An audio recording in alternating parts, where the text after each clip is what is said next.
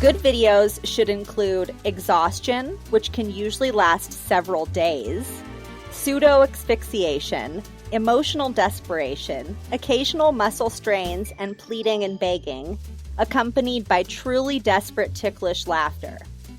As a hobby, one that costs me a lot of money, I maintain the largest personal collection in the world of made just for me amateur videos featuring guys being tied up and tickled by a girlfriend, good girlfriend, girlfriends, or even guy friends.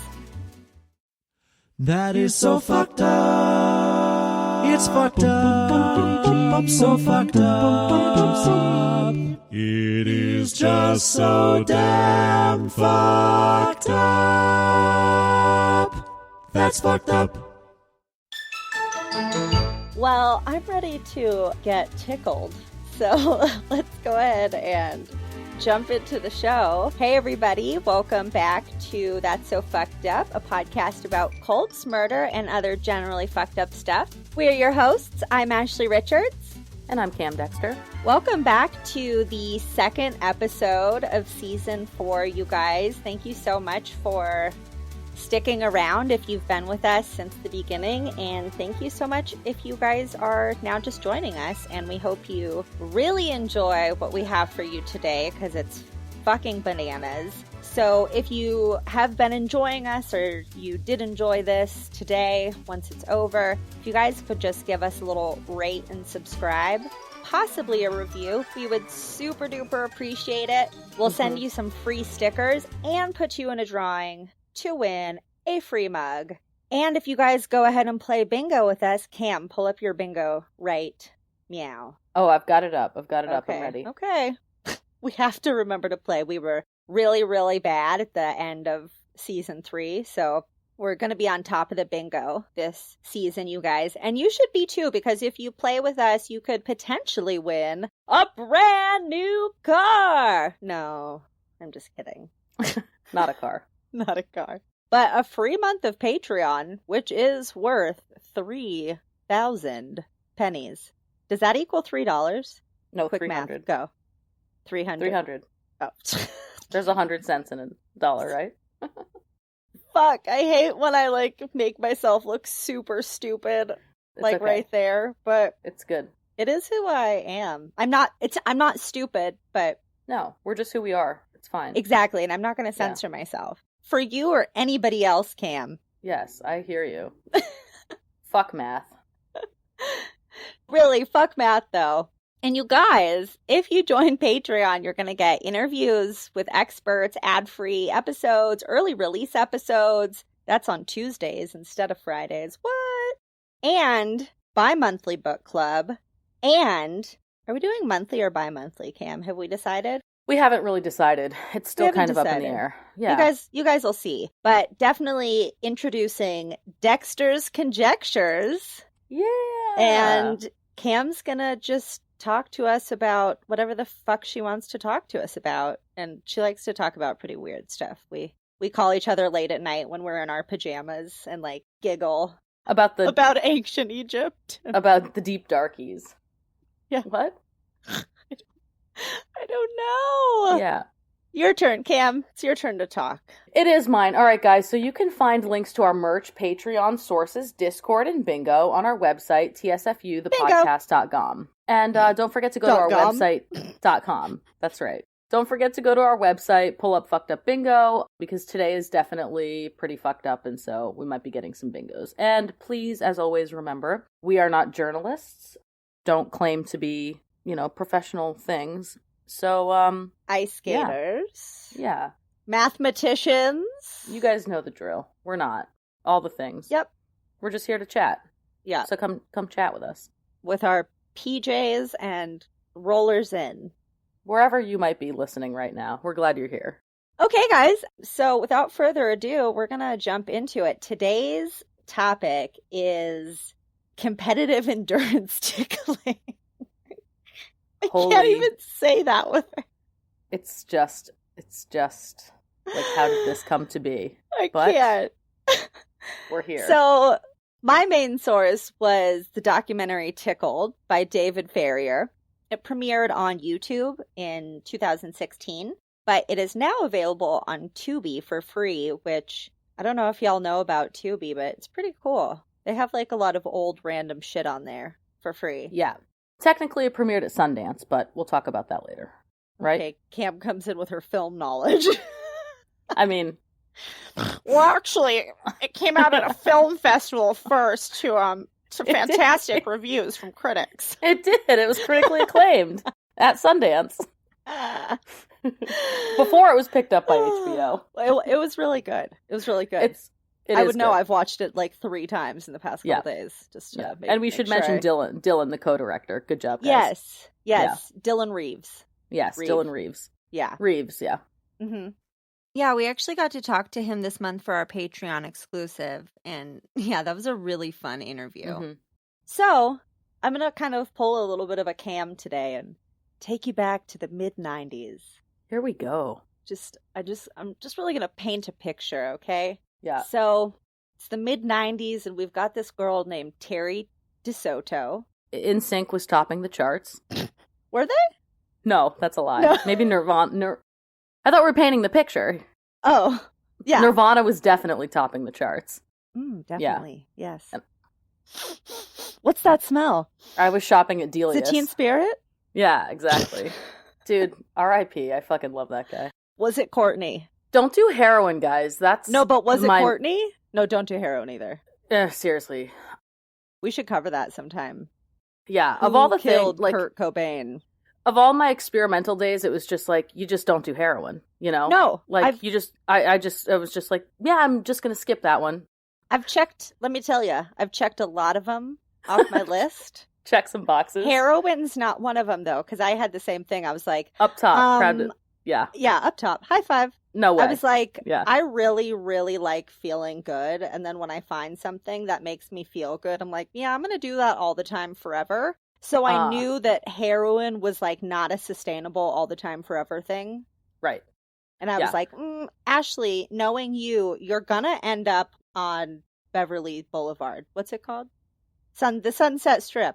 Or something. Oh, Sunset Strip. It's not a happy future for you, Ashley, if you pick up the needles. Really for anybody, but... I remember in Dare, like, I was like, that looks kind of fun. That looks kind of fun. And then when they got to the heroin, I was like, that looks horrible. Like, you know what? Like, no. And they, like, we might want to cut this, but they were also like, you have 7 years to live. Like, the average life expectancy is 7 years. I was like, that sounds like pretty bad. No, we don't need to cut that because that's true. That's what's true. Up. Yeah. All right, guys. It's no joke. Anyways, what else is no joke is competitive endurance tickling, or really just any tickling being solicited by Terry Tickle. I wish I could explain what competitive endurance tickling is. Competitive endurance tickling ostensibly is a very normal, entirely heterosexual sport in which athletic young men dressed in sporting attire tickle one another or restrain and tickle one another for an indeterminate length of time with no scoring system or any sort of, like normal sporty things. No winners and no real losers. Sport, quite normal. No winners, no losers, no championship brackets, so far as I could ever tell. Dude, how uncomfortable did this documentary make you? Like, I just can't stop laughing when I'm trying to talk about it. But very uncomfortable. I'm like, is this torture? Which we could talk about later. I think we should wrap it up. I don't feel good. Wrap it up with debating. Like, is it tickling or is it fucking torture? Oh, well, let me tell you a little bit about Talk to me. Terry Tickle's proclivities. Please do. Please do. So Terry in the 90s was on, I guess, these things called news groups, which was just some 90s ass form of communication. I looked it up and I couldn't still understand. But I think it's like AOL Instant Messenger, but before some shit like that, but nice. Pre that, alt.uk.teens, rec.music.fish. I don't know if they were website. I don't know what they were. So Terry said that she was a 23-year-old female student at Boston College, and not only on these news groups, but she would just email spam people.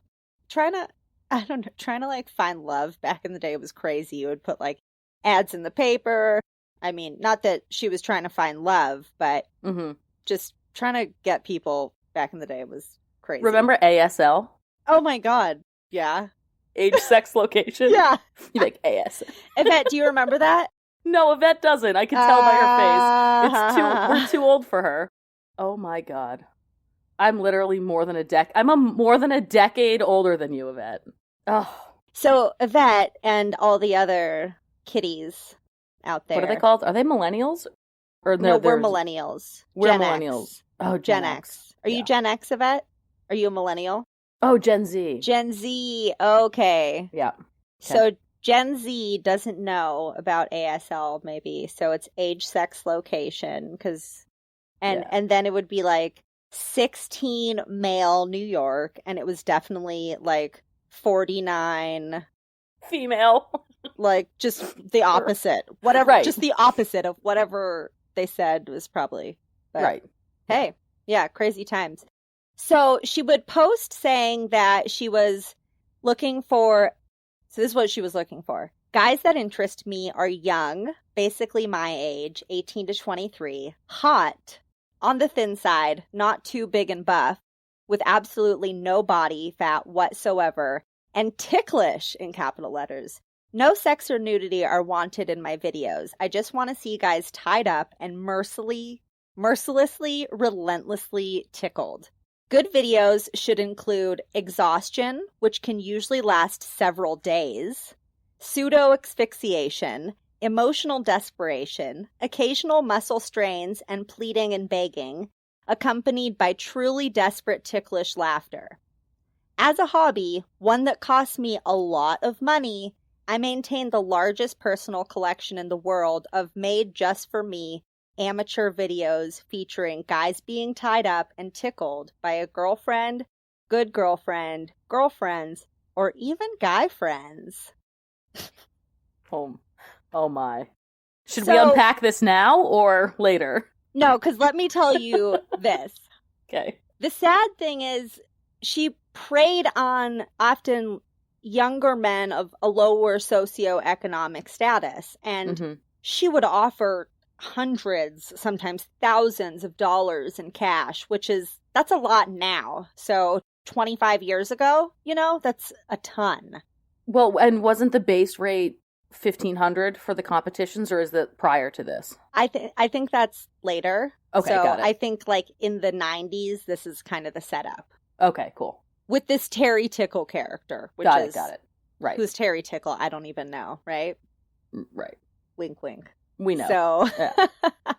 So, and she would offer computer equipment, concert tickets, stuff that these guys really wanted or needed. And yeah, so if you wanted to unpack a little, that's just because what I kind of wanted to say. It's like the things that she's asking for sound innocuous enough that you're like, oh, is that, I don't know, it's kind of weird, but is it like super fucked up?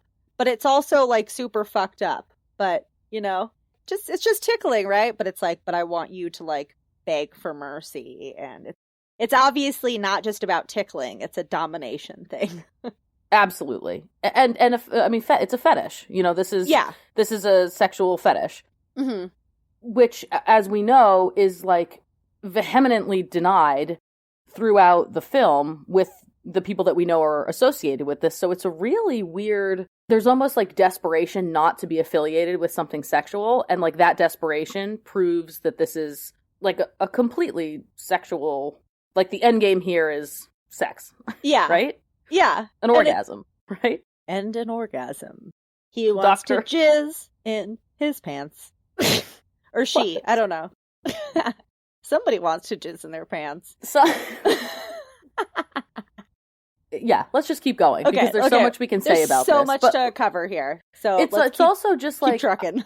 Okay, yeah, I know, but I do want to say like I don't know how to feel about this because like there are many forms of fetishes, or paraphilia, I guess also is what we want to talk about, which is like we don't have to talk about what's in the DSM, but it's just like that's like sexually deviant behavior. And there are other forms of kind of like torture porn, if you want to call it that. Maybe that's not the politically correct way of talking about it, but like, I think why is this... Torture porn, I think, refers to movies like Saw and Hostel.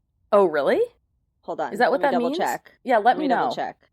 Because in the Q&A, Dylan was like, "Do you guys think this is torture porn?" And everybody so the use of graphic violence in cinema is labeled torture porn or gorno. Gore porno. Okay.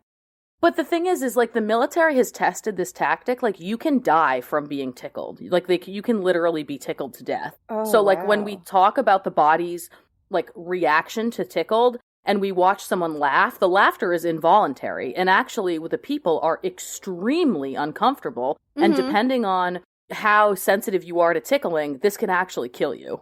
So... And it can just, like, really hurt. It's exhausting. I mean, you guys know, like, getting tickled hurts. Like, it's not... And and this is a form of torture that the military has checked out for, like many, many years. Like, this is an effective way to torture somebody. Honestly, one of the worst physical experiences I've ever gone through. Really? I can't express how much I hated it. Like, I made noises involuntarily that I'm not proud of, like screamy kind of noises. It was awful. I do not recommend being tied up and tickled. Can't recommend it. Interesting, because I'm actually going to talk about that too. Okay. All right, I'll be quiet. You keep going. I'll shut up now. So around this time, this guy David Starr started seeing these ads online from Terry, wanting like a ton of tickling videos. So he'd always kind of worked on the fringes of the entertainment industry. He had acted in a couple pornos himself and had worked in casting. It's so funny. He says in the documentary, he was like, just seemed like it was right up my alley.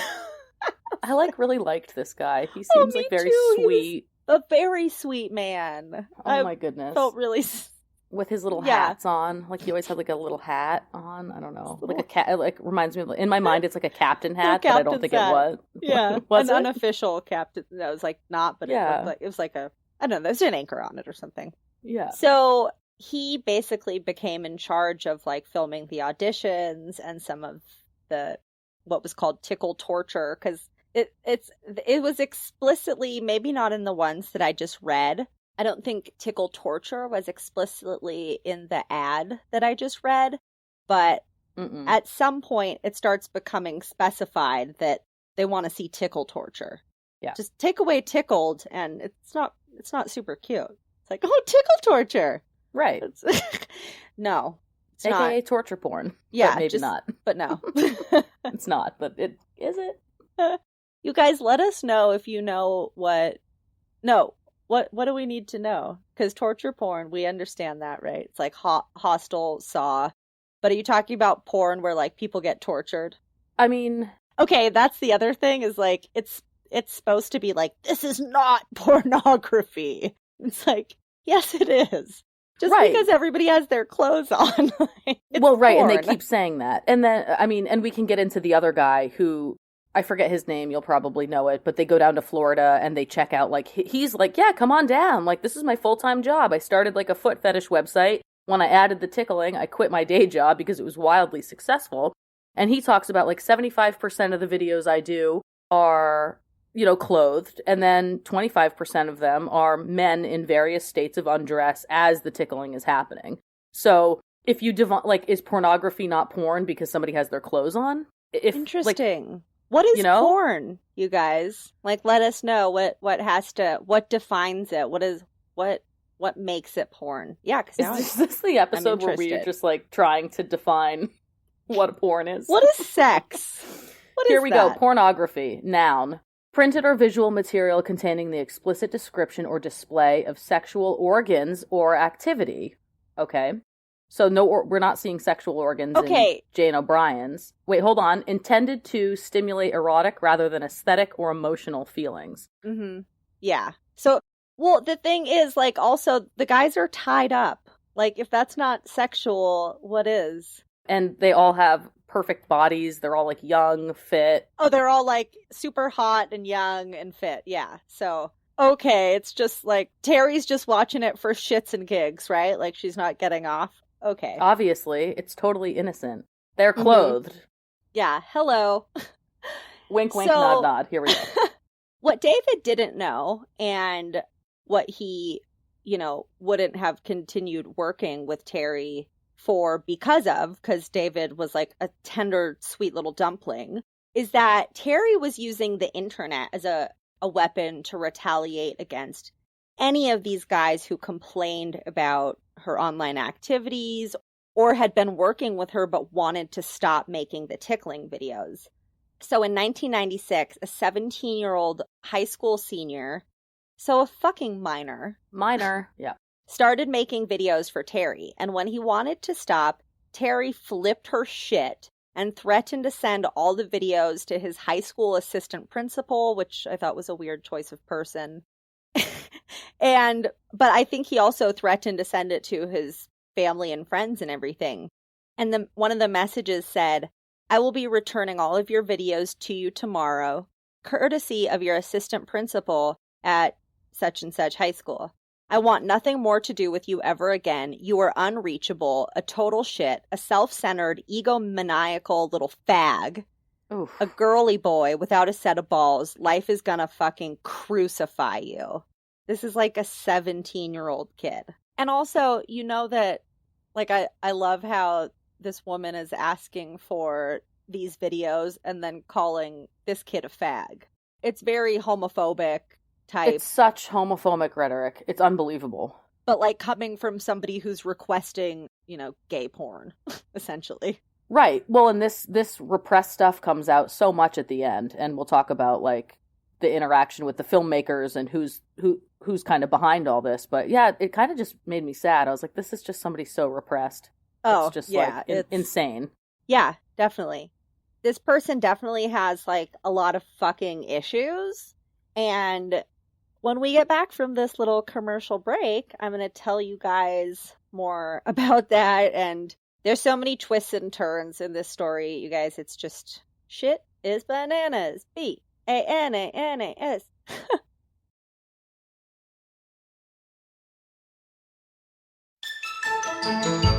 Okay, guys, we're back from commercial break. Thank you so much for your patience. I'm sure you were on the edge of your seat because, yeah.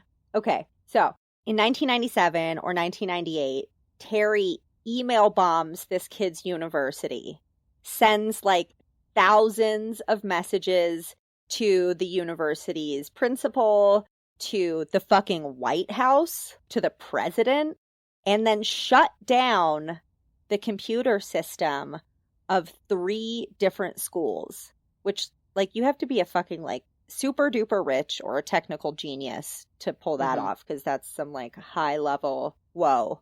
But also, obviously, this person is rich because they're paying a lot of money for this tickle porn. Mm-hmm. And this was done to look as though it was coming from this kid's computer, you know? So it was, like, framing this kid.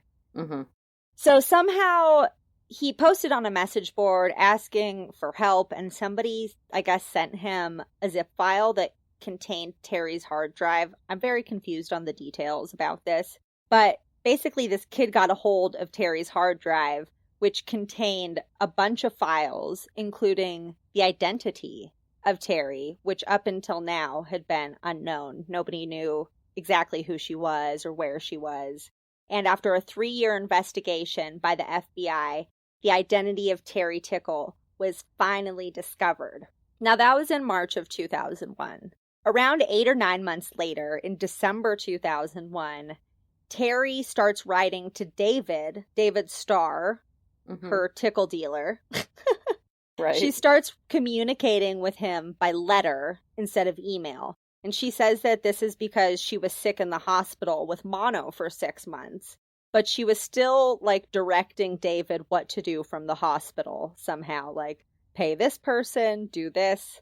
I don't know. But apparently, I guess, like, when she got out of the hospital, I'm a little bit unclear on the timeline there, too. She started putting up websites releasing unauthorized videos of these boys that he had been filming. And This was absolutely against the agreement that they had signed. So David, being the sweetheart that he is, was super not okay with this. He was like, the talent didn't agree to this. A lot of these, you know, I guess he knew that some of them were underage, which isn't great, but Yep. So she started this like absolute hate campaign against him.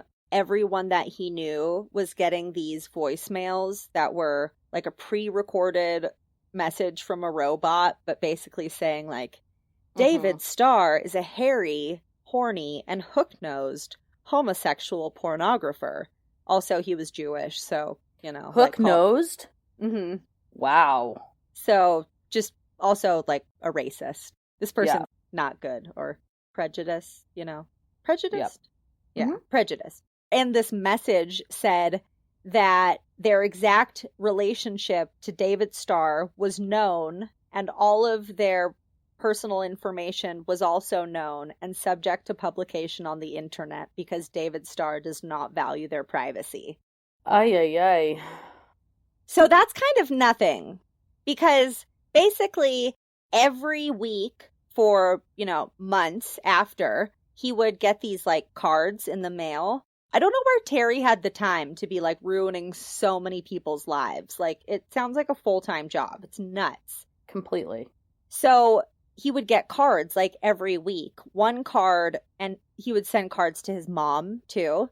One card to the mother said, there was like a poem, and it said, perhaps you wish instead that David, your failure, not Edward, were dead. So David has a dead brother named Edward. So she's writing cards to David's mom about her dead son, Edward, and then sending birthday cards on Edward's birthday. It's just even beyond. Though he's dead. Yeah, it's just wildly cruel. It's like insane. Like, what? It's so cruel. Just so needlessly malicious. Mm-hmm. Also, after making a website where she put up all these unauthorized videos, she started making individual websites for these young men with their video and all of their personal information. Yep. It turns out that Terry was writing David from the hospital because, are you ready for this? I'm ready. Terry was really a 39-year-old high school assistant principal from New York named David D. Amato. Yes. Who's a man. Yep. He's a 39-year-old man. And like Cam alluded to earlier, like it was, you know, that he told that kid he was going to send the videos to his assistant high school principal, which was like, that's a weird person to send it to. This guy's a fucking assistant high school principal. That's so kind of scary that this kind of person has young people's minds in his hands, not only as Terry Tickle, but in his career. That's... Are you playing bingo, Cam? Nope. Let's just now take a second, shall we? Okay. Ooh, I definitely see some good ones here. So, the same person who had been writing to David from, quote-unquote, the hospital was actually David D'Amato, who was not in the hospital, but was incarcerated for the computer scandal. Now, I call this the computer scandal because despite the fact that more than a dozen of Terry Tickle's victims submitted letters to the judge talking about how D'Amato had just like totally fucked them over, he was only charged with 2 federal misdemeanor charges of computer fraud and abuse. That's crazy. Like, that's it. He had also stolen the identity of 2 dead women. Terry DeSisto was a dead lady. And nothing about the tickling, the ruining the boys' lives, or the fucking identity theft were part of his charges.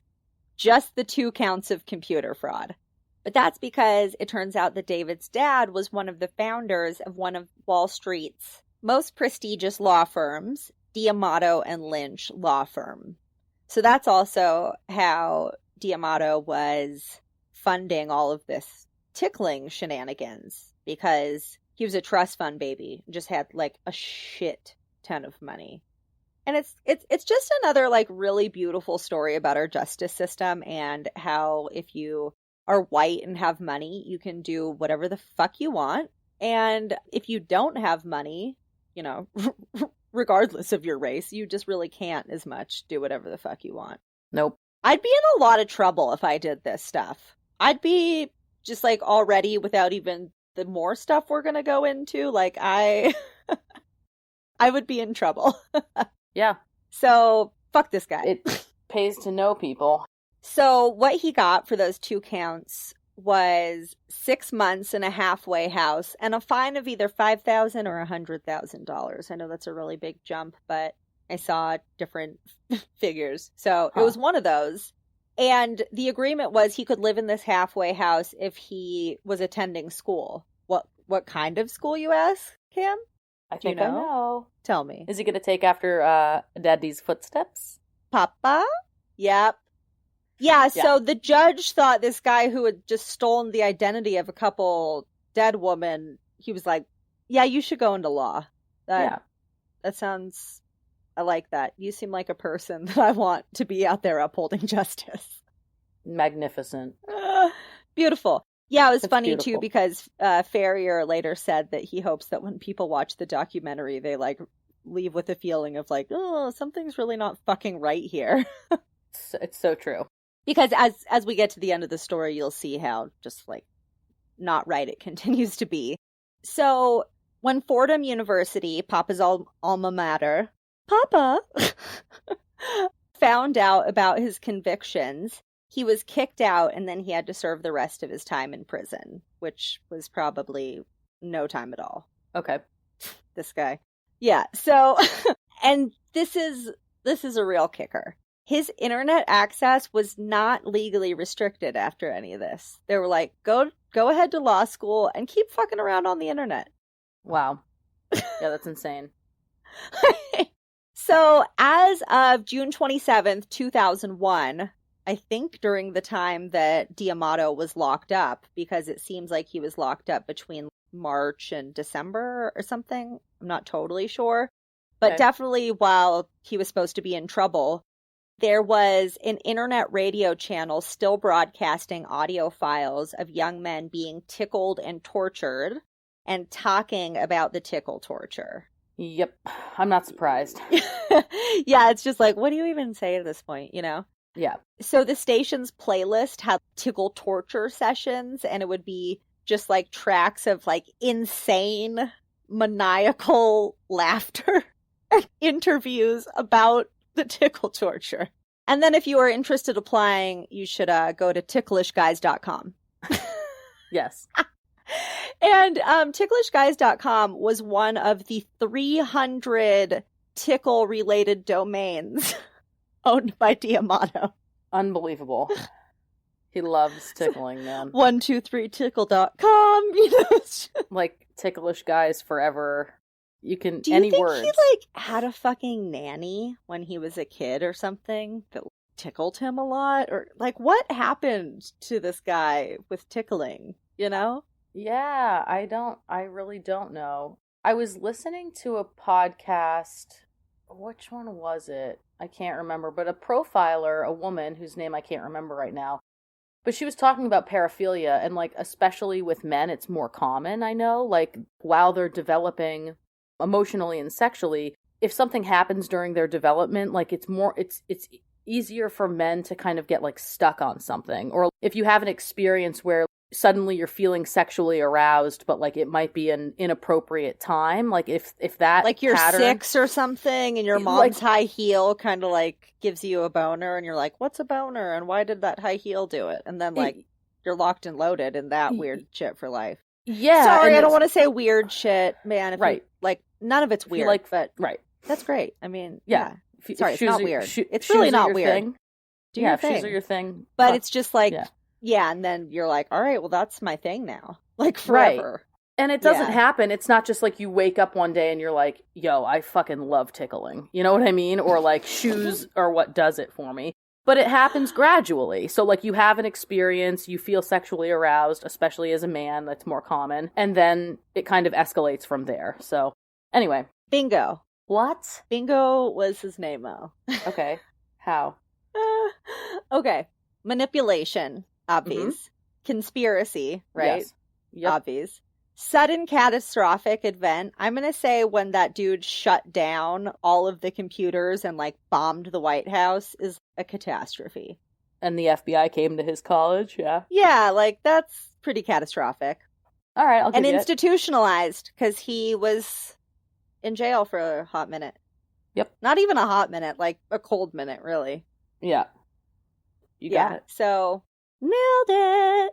Excellent, excellent. And she goes on. So, around 2006, Terry Tickle just straight up vanished off of the internet. Where did Terry Tickle go, you ask? Well, I think Terry Tickle became Jane O'Brien, a.k.a. David D'Amato, a.k.a. Terry DeSisto, a.k.a. Debbie Kuhn. Unbelievable.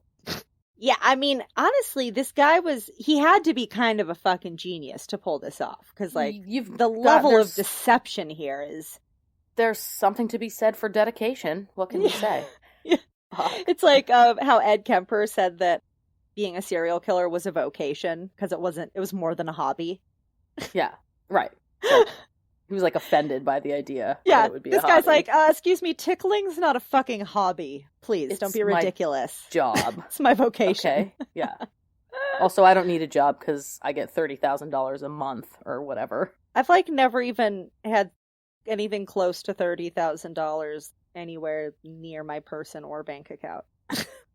Yeah, it's not a small amount of money. It's not. No. Yeah. Send us $30,000, you guys, just to let us know what it's all about. Or 1,000, whatever. Okay, so Jane O'Brien Media comes along, and this is like a much more high-scale operation at this point. There's monthly events. Hot young guys are being flown in from all over the world, up to 10 per month. They get offered a free flight to LA, 4 nights in a hotel, like a nice one, and $1,500 cash. That's fucking hard to pass up. Just like, they're like, we just want to tickle you for a little bit. You're like, I don't have to be naked or anything. No, we're just going to tickle you. You're like, all right, fuck it. Okay. And then the waivers, I don't know what the waiver's like now, but obviously back in the day, it was like, we're just going to tape this audition. And, like, don't worry, it's just for my private collection, and then, surprise, we're going to put it on the internet. Yeah, like, with a web address that's yourname.com. Yeah, insanity. And here's the thing. Like, we have to talk about the difference here between somebody whose fetish is tickling and the level of blackmail and deception. This is the reason that we're talking about this. You know, if you know, sure, we could have an episode where we talk about different fetishes and whatever, we can go into pornography and whatever, but, like, the reason that this is fucked up and that we want to talk about this is because it's the combination of this odd fetish with this insane blackmail where people are being used and deceived. And, like, sure, do I think tickling is not for me and, like, really disturbs me? Yes. But if somebody gets off on that, who am I to say you shouldn't do that? You know, like, all of pornography is, like, a little bit fucked up sometimes. So, or maybe I shouldn't, I mean, what am I talking about, guys? You know what I mean? It's like, this is fucked up because this guy is ruining people's lives. Right. And David Farrier, the director, like, creator of the film, made a really interesting point, and he said that his fetish isn't tickling. His fetish is harassing, dominating, and controlling people. Exactly. That's what fucking gets him off. Yes, and that's really why this story is something that we cover, or we're covering, really, because it's like, you know, sure, do we want to talk about... The tickling's not what's fucked up. It's not the tickling that's fucked up. Deviant behavior doesn't bother us here on the show. I don't even want to call it deviant behavior. That's like... Tickling? Okay, well, I think any kind of, like, sexual activity out of the norm, calling it deviant behavior sounds judgy. Sure. That's interesting. That's a really good point. I mean, I think that was only in my head because when I looked up paraphilia, because, like, I wanted to see the definition. You've got the DSM fucking language in your head. It calls it deviant. Yeah, and I just wanted to be clear on, like, what this falls under. And, like, we should even talk about the name for this. Hold on. The arousal of tickling is called, I might completely botch this, Kinismolagnia? Nismolongia? Kinismolagnia. Kismolongia. Nismophilia. Okay, there's a couple words for it when I looked it up, but this one is also... Yeah. Or nismophilia. There we go. Yeah. Okay. We cracked it. So if that's your thing, cool. Right. Just like don't like ruin people's fucking lives in the process. Right. That's what's cool. Yeah. So, and it's back in the Terry Tickle days, it wasn't competitive endurance tickling. That's what's going on now. That's these like the guys being flown in from all over the world, and it's supposedly a sport. Right.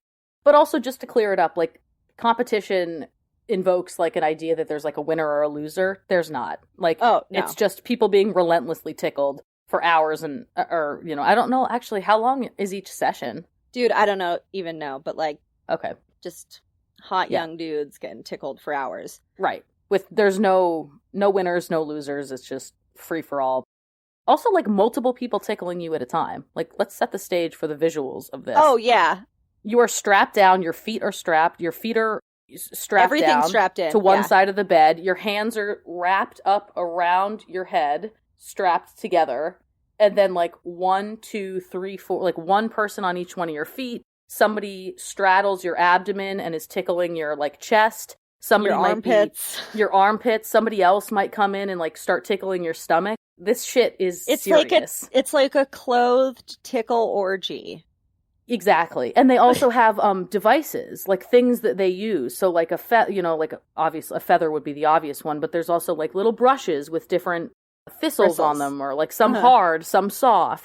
This is like they've got their tickle game like fucking locked down. It's a full-on production. Yeah. Right. Okay.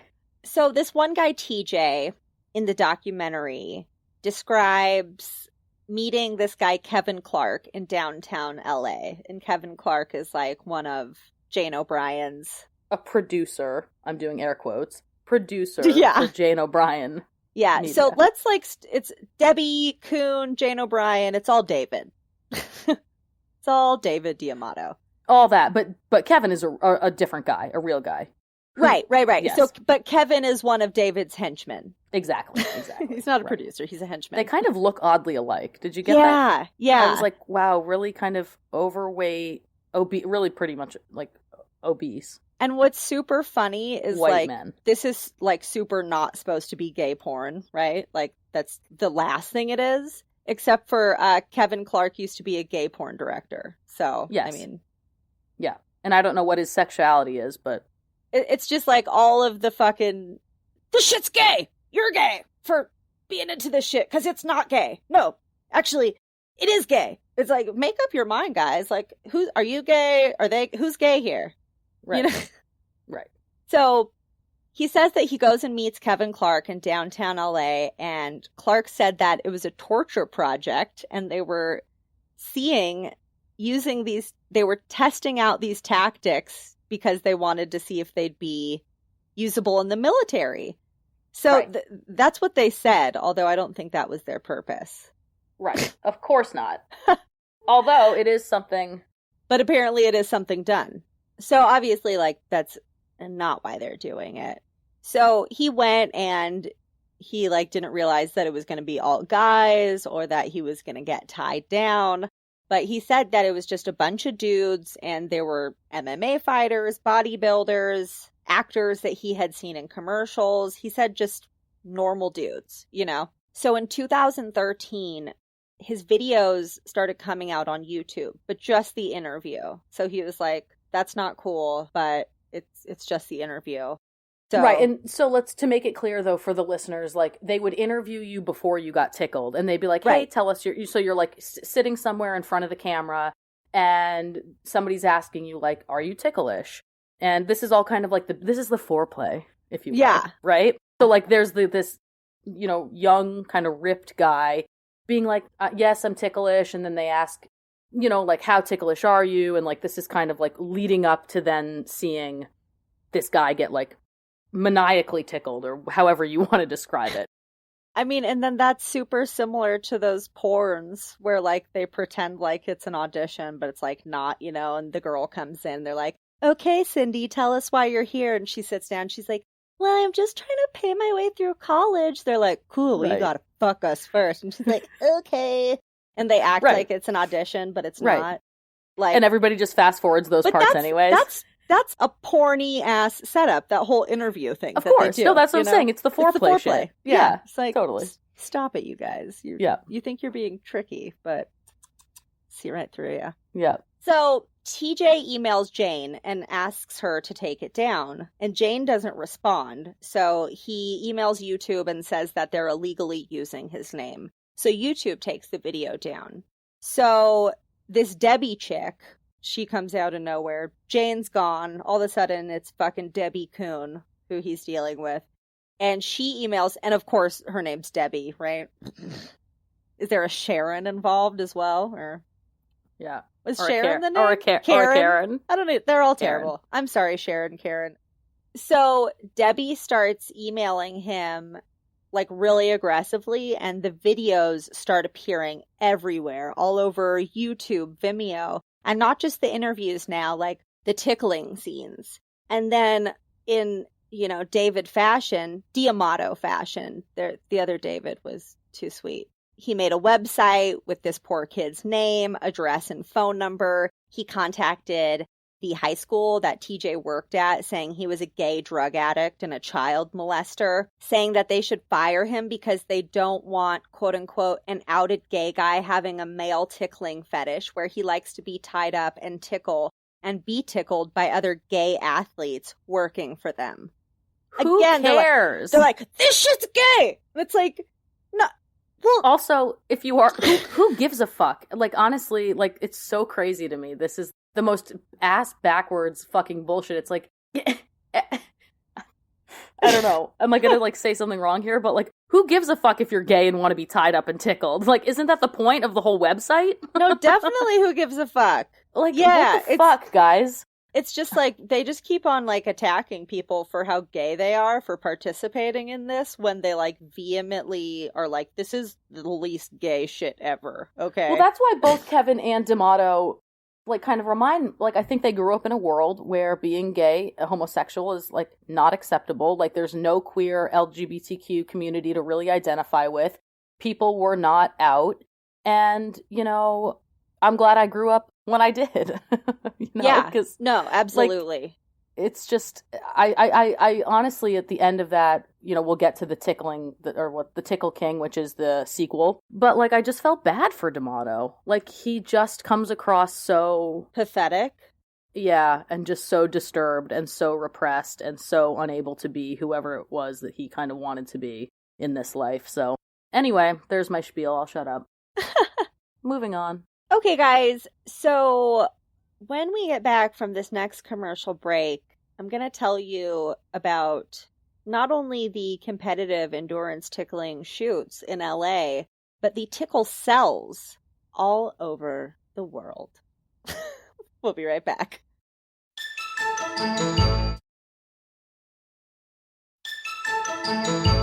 Okay, guys, and we're back.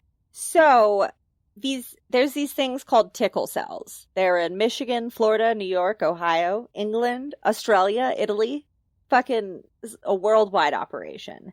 So there's these recruiters who run the quote unquote tickle cells, and basically they choose a hotel and they bring 5 to 7 guys and just shoot a bunch of videos. And David's thirst for tickling is like insatiable. It's the amount of tickling going on everywhere is insane. But again, right, it's not the tickling that he's after. It's the manipulation and control of all of these boys. Yes. So one is in Muskegon, Michigan, which is one of the top 100 most dangerous cities in the U.S. It's a very, very poor area. Yep. And again, she really preys on vulnerable kids. She even offered one guy $30,000 in a brand new car because she'll really hound people. Like, if they say no, she's like, well, how about this? How about I give you this? Just really keeps going after people until they say yes. And then makes it so that the guys really rely on that income, you know? So in David D'Amato fashion, the auditions, quote unquote, start showing up on the internet as usual. Guys' lives are getting ruined, especially underage kids, you know? But you don't fucking go against Jane O'Brien, you know, quote unquote. So the kids in Muskegon, they start getting death threats because this journalist, David Ferrier from New Zealand, who made the Tickled documentary, wants to talk to them.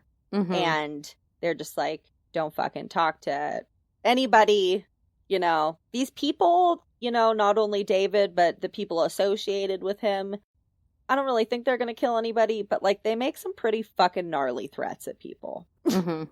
Mm-hmm.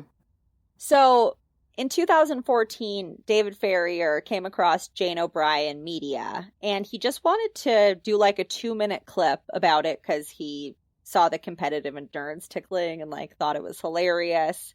And he reached out to Jane O'Brien on Facebook. And he got a response that said, "To be brutally frank, association with a homosexual journalist is not something we will embrace. We desperately do not want a homosexual participant base applying for this project. My concern is that your journalistic style, reputation, and fan base in your own country." That doesn't even make sense. Regards, Debbie Kuhn, Jane O'Brien Media. Just like So crazy homophobia. Just blatant, ridiculous bullshit. Like, it's fucking 2020, boys. Come also, on. Ferrier is bi. Like, he's not even gay. Yeah. And so he starts Yeah, exchanging messages with this Debbie Kuhn. Yeah. And Debbie tells him that it's, quote, "Competitive reality tickling is a passionately and exclusively heterosexual athletic endurance activity." It's unreal. It's just unreal. This is called denial, okay, Oh, everybody? mm, And yeah. they're really, really cozy down there. Come on up, guys. The water's fine. It's okay. Oh, yeah.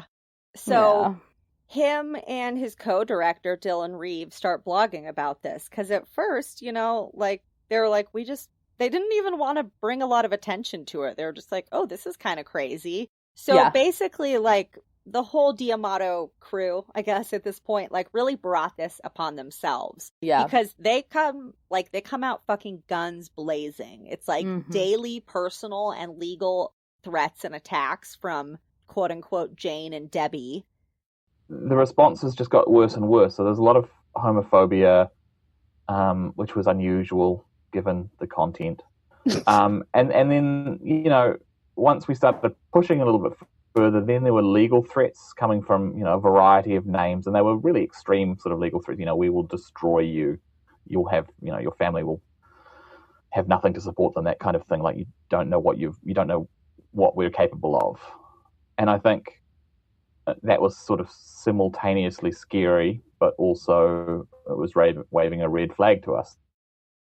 Legal threats from Jane's New York lawyer, Romeo Salta, who, fun fact, had been in the headlines because he had, like, apparently been in contact with Luca Magnotta after the animal videos came out. Like, he didn't represent Magnotta, but he apparently, like, talked to him or met with him. I was kind of unclear on the exact relationship, but they listed Romeo Salta as their, like, primary, you know, legal defense or whatever. So they also send 3 representatives from New York all the way to New Zealand to try to, like, smooth this over. And they send Kevin Clark, the gay porn director, former / fucking still, this guy Mark, and this other young guy. And they really try to convince David and Dylan to, like, put a positive spin on the story. And David said he would drop the project when he met with, I think, Kevin or Mark privately, because they said, like, I don't like this Dylan guy. Like, I just want to meet with you. So David goes with a secret camera and he says, okay, like, well, what if I drop the project and Dylan doesn't? And he's like, well, then Dylan would become a real target and will be dealt with accordingly. And he has, like, kids and a wife. Like, what does that mean? You know? That's not super chill things to say to people. So once they find out that D'Amato is Jane O'Brien, which they found out because of the whole Drexel scandal in the 90s, they start going after him. Mm-hmm. And they want to double check, though, that it's him, because they're pretty aggressively trying to get in contact with him. Mm-hmm. So they start, again, looking at those 300 domains Mm-hmm. that were associated with him. And one of the domains was just a directory listing with folders. This fucking guy, dude. One of the folders, called My Documents, had hundreds of his fucking documents, including documents with his signature saying that he was had registered with Niederdietzen, the company that owned the 300 domain names. There was documents with signatures from Debbie Kuhn and Jane O'Brien, which were obviously his signatures. Like, this stupid fuck took all of the evidence against him and published it on the internet. Ay, ay, ay. Yeah, so let me try to kind of get through this so we can hop into your part. Yep. They end up talking to Romeo Salta, and he said that he had only spoken to them one time, or he had only sent the first letter, and all of the rest of the legal letters they had received, like threatening them, were fake. Which, if you have that much fucking money, why don't you actually hire a good lawyer to go after these people, right? Isn't that weird? Why is he sending fake lawyer correspondence on his own? He probably just thought, like, these guys are fucking nobody, I can take them on my own. Egomaniac. Yeah, completely. Totally. So they're, like, aggressively trying to get a hold of him, but he's really impossible to get a hold of. But they do get a hold of some people, you know, that had been in his life, including his ex-secretary. And she said, I can't say anything, but stay away from him. And they heard this from a few different people. And they actually talked to his stepmother, and she said 3 times during the conversation that she was afraid of him. So obviously, like, this is a scary man who's a very intimidating presence in a lot of people's lives. So they finally catch him on camera, and all of the fake legal correspondence and harassment from the fake Jane and Debbie stop. And at the time of the end of production of the documentary, he was still working as a senior legal consultant at a Long Island law firm. And still to this point had only ever been charged with those 2 counts of computer fraud and abuse. Apparently, Ferrier wanted to give the information to the FBI, and they just, like, weren't fucking interested. So there's that. And then I just really wanted to quickly go over, because, you know, we say on our website and stuff that, and it is something that we try to do, but that we try to look at nature, nurture, or society. Like, why the fuck did this guy end up like this? My hypothesis is all of the above. Nature, I think he's obviously a fucking psychopath. He's, like, cold, calculating, callous, unsympathetic. Like, I think fits the bill. Brianna, let us know if we're wrong. Or Adair. Nurture, because apparently his mother was very, very overprotective of him. And, you know, so he was, like, very coddled. And then I think society, because he was bullied as a kid, and he was also very privileged. So he feels like the world fucking owes him. That's my psychology TED Talk. Thank you. What do you think? Did I nail it? Yeah, no, I completely agree. I think that there were a number of factors that led to him feeling like he could do whatever he wanted at any given time and, like, just literally destroy people's lives. You know, I think it's really sad and unfortunate. You just think of even just that one kid from 1996 who was 17 years old, who went through 5 years of making porn for this guy and then getting harassed and fucking investigated by the FBI and stuff. Like, that's fucking traumatizing. I'm sure a lot of these boys ended up with, like, PTSD. Yeah, and, like, crazy self-esteem problems. And, like, TJ, to go back to the guy who sat down with the directors and chatted about his experience, you know, like, when he tried to get the aftermath of him trying to get the YouTube video down, not only turned into like that video popping up everywhere on like tons of different sites, and like he got his own website with the thing. It's like he was trying to go to college for football, and he's like this really talented football player, and he was so worried, like, are recruiters looking at the site?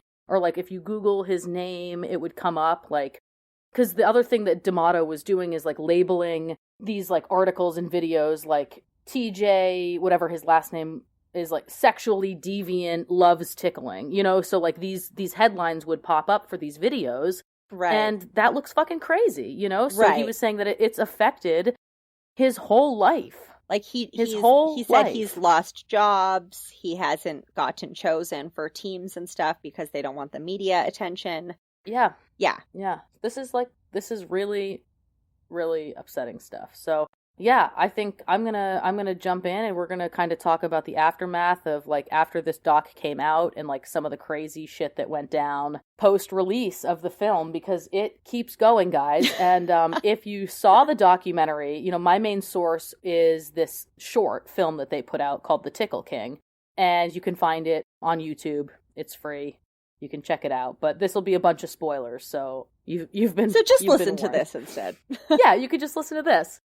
So, filming stopped in 2015, and it was like once it premiered. Like I said, it did premiere in 2016 at Sundance Film Festival, and it was like a wild sensation. Critically acclaimed. Critically acclaimed.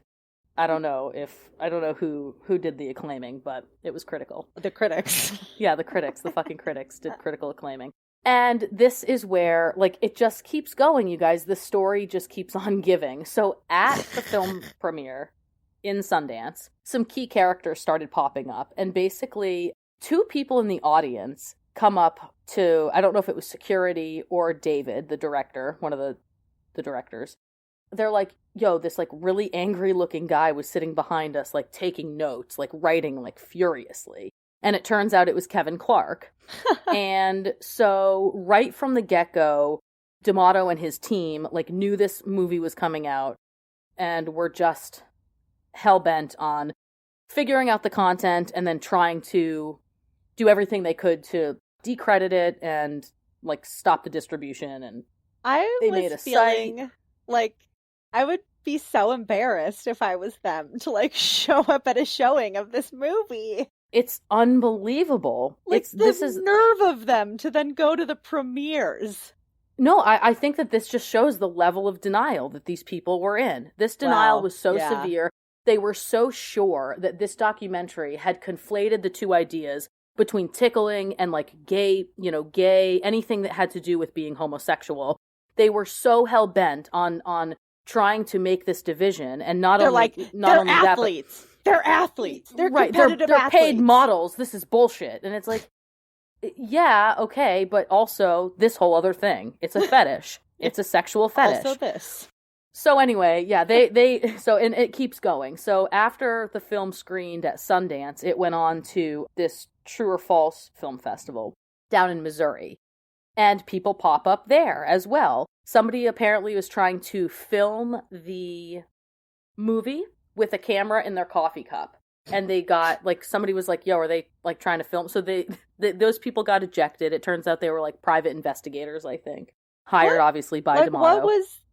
What is the point of that? Like, trying to film the film? Yeah, I think because, again, like, so right now the film is running on the festival circuit before distribution. So if a film does well on the film festival circuit, it'll get picked up. That's the idea. Hopefully it gets picked up for distribution. And then it gets, like, widely received. So right now, I think what they were trying to do is find ways to get lawsuits out there before the film got picked up. So if they have information, they've got the film, they know how to, like, properly get these lawsuits up and running, which they do. Mm-hmm. So these guys get booted. They're like, get the hell out of here. After the guys get removed, the next day, somebody comes up to David, not David D'Amato, David Ferrier. Am I saying that right? Ferrier? Yeah, I think so. Okay. A lady comes up to him and is like, yo, are you David? And he thought she was a fan. And he's like, yeah, I'm David. And she's like, you've been served, bitch. And hits him And she dropped with a microphone. Right. And hits him with two actually pretty serious lawsuits. Defamation and then emotional distress. and an invasion of privacy. So it's funny because he's like suing them for the exact thing he's been doing to everybody else for 20 years. Oh yeah. Yeah. It's Cool. insane. It's just crazy. He also files, we learn, another lawsuit against his stepmother, Dorothy, and this was to the tune of $40 million. Because remember, if you guys haven't seen the movie, Dorothy is the one who says publicly, I'm afraid of David. Stepmom. His stepmom says, I'm afraid. And also, he's like got some serious mental problems that he's She said she thought he had a split personality. Yes. And that she wasn't sure if he was gay or asexual, but he had never had a girlfriend. Like, she had a lot of kind of a, like, vague, like, not super, not unintelligent, but just kind of throwing around, like, mental disorders and, like, you know, sexual. Yes. Also at this time, they track down Jordan Skilossi, who was featured. He operated one of the cells, quote-unquote cells, in Michigan. So when Ashley was talking about the Michigan cell, Jordan kind of ran that. So he would recruit guys for these tickling events, whatever. So they track him down, and it's like pretty obvious in the doc that this guy is like pretty homophobic, because when he realizes, there's like kind of this moment where the director, David, tells Jordan, like, this is not a woman you've been making the videos for. This is a man. And they show Jordan, like, visibly upset. He can't believe he's been duped into making videos for a man that, might be, you know, identify as, or actually doesn't identify at all, but who's a homosexual. And he says, like, I'm shaking right now. If I saw that guy, I'd punch him out. You know, it's just, like, blatant homophobia. So anyway, Do you think it was homophobia? I felt like he Definitely. was just, interesting. Definitely. Yeah, he's like, because from around here, like, that shit doesn't fly. Like, yeah, he was. Oh, okay. That's how I read it. I thought it was just immediate, like, blinders are up, you know. Okay, I thought, and it's probably a combination of the both. I thought he was just like, what the fuck? I've just been, like, tricked for, like, 2 years. No, because when he said, like, because around here, he said something like, because around here, that shit doesn't fly. Like, I'd punch that fucking guy out. Like, I thought it was, like, violence against, indicating a hate crime, basically. So anyway, they track this guy down. Well, I don't think he would fucking punch him out for being gay. I think he'd punch him out for being a fucking psychopath that's been, like, inadvertently getting him to make gay porn all these years. Well, that's what I'm saying, though, is the idea that I think in his mind it was okay because the content was going to a woman. And and for him, it's straight porn or whatever. Like, he's just like, yo, this lady just really likes seeing dudes get tickled. The second that it turned into something that is associated with gay porn, quote unquote, I think he fucking lost it. But that's just my interpretation of it. Gotcha. I think in his mind, he justified his actions because it was quote unquote straight. It's for a woman, you know, it's fine. It's just a couple dudes tickling each other. The second, like, I think it literally blew his fucking mind that he had been associated with this and it was for a guy. I think he fucking lost it. So either way, there's this scene, and so not the filmmakers, Kevin Clark, the producer for Jane O'Brien Media, tracks Jordan down, and basically he does this public thing where he recants his statement. He's like, yo, that filmmaker, like, smoked pot with me before the interview. He was super unprofessional, and he coached me through everything that I was supposed to say. Yeah. Okay, I was kind of sticking up for this guy. Now I'm kind of like, no. And obviously the filmmakers are like, yeah, no, we did not smoke any drugs with him before the interview. Like, just to be clear, absolutely not. That's ridiculous. And he's like a professional journalist, you know what I mean? Like, he wasn't like, let's smoke dope. Well, the funny thing is, in the documentary, that guy said that's what him and the guys would do before tickling. He's like, we'd get a hotel room, the guys would come over, eat pizza, drink some, smoke some. Get a little fucked up and start tickling, baby. Do a little bit of tickling. Dude, sounds like a Friday night to me. Just some guys hanging out, just tickling each other. Getting wild in Michigan, baby. So here we go, just to kind of wrap this up. So these are some of the things that the filmmakers experienced, which was pretty intense, you know, like, they're getting hit with lawsuits, people are taking their testimony back. Kevin Clark went on NBC or ABC and gave this whole thing about how the film is full of lies and like, and then also it was really interesting when he was asked point blank, is David D'Amato a part of Jane O'Brien Media? He goes, no, not to my knowledge, but that doesn't mean he isn't. It's like, Kevin Clark said that? Yeah. You're right. No, not to my knowledge. Right. But that doesn't mean he isn't. It was, and the interviewer was just like, had this blank stare, like, so you're saying that he wasn't is. an answer. Yeah. Right. It's a political, it's perfect politician. Yeah. Anyway, so here's where things like really escalate, and then we're about to wrap this up. Oh, here? Yeah. So here it gets pretty fucking crazy. So there's a screening that's happening in LA and New York kind of at the same time. So David goes to the New York screening to do a Q&A. Dylan Reeves, who we know is the co-director, comes to LA. And when he gets there, Kevin Clark is like waiting for him basically. And they have this altercation. You can watch the whole thing in the lobby. Kevin Clark is like belligerent. He's like so emphatic. He's like, I can't believe this movie is what's the quote?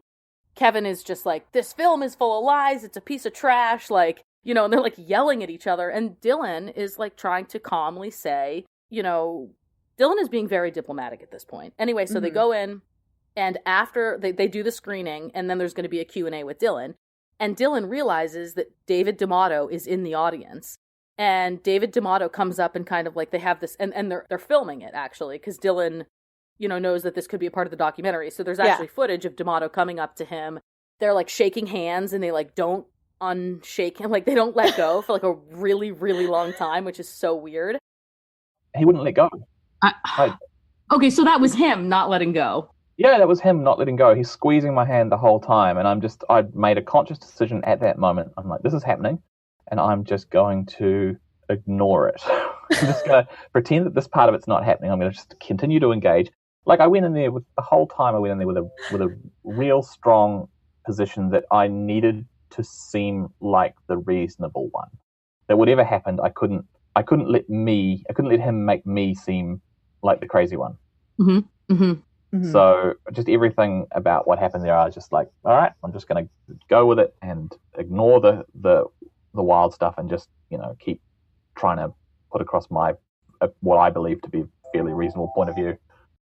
And D'Amato is just like kind of bullying and being like, I hope you enjoyed this because like you better lawyer up, and like. Wait, you know what's really interesting? I just was thinking like, I bet with that handshake thing, it's like whoever takes their hand away first is the weak one. Loses. Yeah.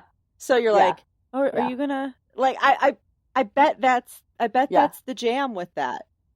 And it's really funny. He also, I completely agree. And then D'Amato also he's like, are you guys filming? And Dylan's like, yeah, definitely. We're filming this for sure. And he's like, oh, good. Because are you aware of Film LA? Like, you're in violation of Film LA permits or whatever. And it's like, he's talking about it like you can be like federally prosecuted. So he's like trying to bully, you know, this is just a bully who's like using scare tactics, and it's such a ridiculous thing. The idea that like if you're filming in a location, Film LA has the power to like prosecute you. Like if you're in violation of Film LA, sure, like your set could get shut down and you'll be fined, but like you're not gonna be sued. It's not like and anyway, it was just such a ridiculous thing for him to bring up. He has no idea what he's talking about. We also learned basically Dylan is just like so gentlemanly. He's like, do you want to come up and like talk at the Q&A? And so then I just tried to conduct my Q&A, and I invited him to sort of join in, essentially. And he said he didn't want to, but then continued to engage with me, and Kevin did as well. And so this whole thing was this really wild Q&A. And D'Amato refuses. He's like, no. Says something like, I'm a big boy. I'll sit and listen. So he goes and sits down. He like has a snack. So this Q&A kind of like pops off. Like Kevin Clark is like, you're making this out to be a gay, again, the gay thing, and like, and the whole audience, and Dylan opens it up. He's like, let's let the audience say, like, is this torture porn? And like, is this, you know, and also, are we conflating the two? And like, first of all, the audience was like, no, it's not conflating. Like, you're showing the story, and you're also talking about like this blackmail stuff. It's like not conflating. And then he's like, And is this kind of like, is what they're doing like a form of like kind of torture? And the whole audience is like, yeah! And this obviously really pisses off Kevin Clark. And yeah, it's just a crazy confrontation. I couldn't believe, I don't think Dylan or anybody else could believe that they were there. D'Amato I'd be so like, embarrassed. But like you said, it's that level of denial. No, they came there to try and, basically D'Amato is like, you better lawyer up because I'm coming for you. Also, it's important to say, like, at this point, they get a notice that the lawsuits have been dropped because I don't think there was enough evidence to uphold them. Mm-hmm. But then D'Amato tries to also use this intimidation tactic. He's like, just so you know, like, lawsuits that are dropped can, like, move to international territory or something. It was just, like, a bunch of bullshit. So, like, the lawsuits are fucking dropped. The only one that hadn't been dropped was against Dorothy, and I don't know how that ended. I couldn't find that out on the internet. But the other Dorothy lawsuits turned out all right. I know, dude. $40 million is a lot. I don't, Yeah. So here we go. And like D'Amato has this thing about like more homophobia stuff. And then so we did the Q&A. I went outside afterwards and then ended up talking to him again on the street where he's came up with what was one of the strangest parts of the whole thing where he's like, Dylan, you seem like a good family man. I don't understand why you're hanging out with that homosexual David. I was just like, what the fuck are you talking about? Like, I was like, well, first of all, he's bisexual, and second, what the fuck? It's so just weird. It's just like crazy. Anyway, so the crazy thing though is where Jane O'Brien Media is today. Right. In light of what? In light of that. Right. So we'll talk about that just to wrap it up. But David D'Amato actually passed away on March 13th, 2017. He was 55. His death certificate basically says he died of a heart attack, he had diabetes, and he was obese. So that happened. Jane O'Brien gets taken over by somebody who also got his start in gay porn. Lot of gay porn actors and directors and casting people involved in this operation for it being super not at all gay. Right. And his name is Louis Peluso. Mm-hmm. Yeah, Louis Peluso. So Louis Peluso takes over, and then videos start popping up again, and for some reason, the guys start identifying themselves as pumpkins. So they'll be like, this is John Pumpkin doing a thing, and if you know why Pumpkin is affiliated with tickling, please, like why that nickname might... Pumpkin's such a cute nickname. Right, but is it... Why'd they take that? Yeah, so... What does that mean, you guys? Tell us. No clue. I'm guessing at some point he called one of them Pumpkin, and they it was sort of like a pet name that they played into to curry his favor, because essentially the people he liked would find themselves on the receiving end of gifts of thousands or tens of thousands of dollars. So there was value in it for them in playing along with whatever he was into, or she, if they thought they were talking to Jane or Terry. So yeah, I guess if Jane says you're Scott Pumpkin, then you say you're Scott Pumpkin when you make a video for Jane. So now Jane O'Brien, the Facebook page is still up, and there's like lots of content, but to get the full content, you have to go to www.tickled-topia.com to get the full videos. And there isn't a lot of engagement, actually. Like, there's like 1 like per video on Jane O'Brien Media. I have no idea like how successful the Tickled-topia PayPal thing is, which is like this multi-level tiers of like how many videos, or like whether it's a 1-month subscription. But like there are not a lot of comments. People are not liking the videos on Jane O'Brien Media. So I don't know if that's indicative of like people aren't watching, or people are embarrassed because they know that the doc came out and like this is like not it's like a company. What's interesting now is like on the About page on Facebook, it says lean, muscular, ticklish guys 18 to 25 from all over the world test their strength, stamina, and agility by participating in competitive endurance tickling. LGBTQ owned and operated since 2002. So up until 2014, the whole Jane O'Brien crew was saying that they own this and it's a super not gay thing. Now on Jane O'Brien, it says that it's been fucking gay since 2002, and D'Amato was never a part of it, and this Louis not true somebody has been running it the whole time. So which is not true. What the fuck? What I do think is, and I'd be interested, I think the blackmail has stopped. I think that after the death of D'Amato, that homophobic rhetoric got pushed to the wayside.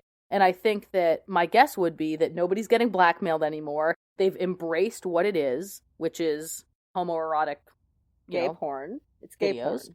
Yeah, sure, cool. But like, and I think that all that kind of went down with the ship, because I think that it started with D'Amato. I think the homophobia started with D'Amato and kind of was accepted because he was footing the bill. And I bet that now nobody gets blackmailed anymore. I bet, they've embraced this quote unquote LGBTQ whatever, which that's fine. But I hope that it's turned into something that it should have been all along, I guess is what I'm saying. I just find it very confusing that this Louis Peluso person is saying that David D'Amato has never even been affiliated with this, and he's been running it since 2002. I guess it's all bullshit. It's just bad for business. He's just a businessman. Okay, and he's just like, that guy was never a part of this, dude. We've just been like tickling dudes and having some gay fun for like years. So which people do all the time in all sorts. Anytime somebody's bad for business, they go, no, we never did that. Right. Like, no. Gotcha. It's just business. It's bullshit. Right. Yeah. So that's where our fucking tickled tale ends. Hope you guys were just as tickled as us as we did the research. I fucking hate being tickled. Like, I think that it causes such a stress reaction in me. I honestly think I would be the type of person who would, like, die from it. Like, I fucking hate being tickled. Like, anyone out there who likes it, let us know and why. Yeah, this would not be your jam. No, man. It causes so much stress and anxiety. Like, I literally feel panicked. I get, like, just thinking panicked. about it. Yeah, I'm like, my hands are sweating right now. Like, ugh. Ooh.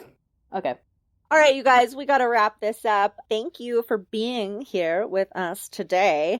If you loved what you heard and you want to hear the next episode on Tuesday next week instead of Wednesday, and you want to hear it ad-free, consider joining our Patreon for the very low price of a can of tuna fish.